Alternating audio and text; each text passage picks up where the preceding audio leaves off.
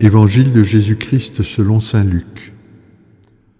En ce temps-là, Jésus entra dans un village. Une femme nommée Marthe le reçut.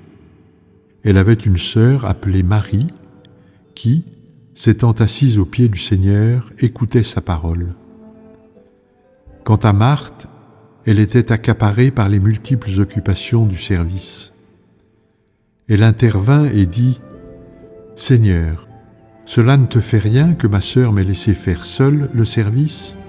Dis-lui donc de m'aider. » Le Seigneur lui répondit : « Marthe, Marthe, tu te donnes du souci et tu t'agites pour bien des choses.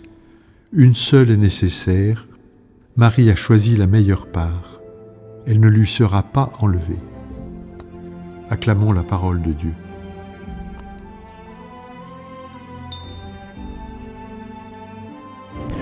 Dans notre monde, il peut nous arriver comme Marthe d'être affairés, agités par de multiples occupations, occupés au point d'être distraits, voire détournés de ce qui est essentiel.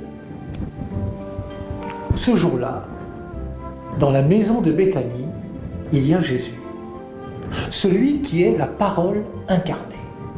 Et la parole qui est Jésus, il faut l'écouter, il faut l'entendre. C'est à chacun de nous qu'elle s'adresse. Jésus s'invite chaque jour dans notre maison intérieure. Suis-je comme Marie, à l'écoute ? Avant toute action, si belle soit-elle, je commence par la contemplation.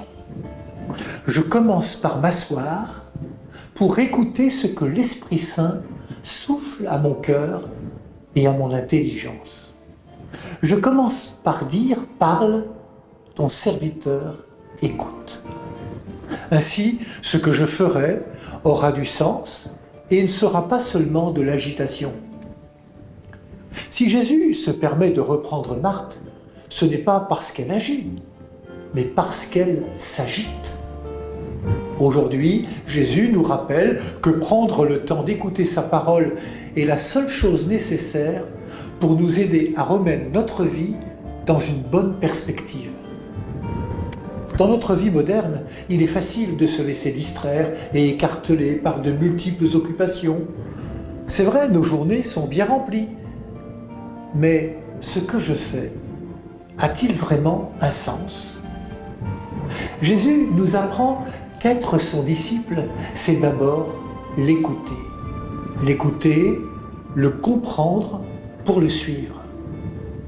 Lorsque le diacre reçoit au jour de son ordination les évangiles, l'évêque lui dit : « Recevez l'évangile du Christ que vous avez la mission d'annoncer. Soyez attentifs à croire à la parole que vous lirez, à enseigner ce que vous aurez cru, à vivre ce que vous aurez enseigné. Avant tout agir, tout service, toute mission, demeurons silencieux en présence du Seigneur, alors nous serons de véritables disciples de Jésus-Christ. »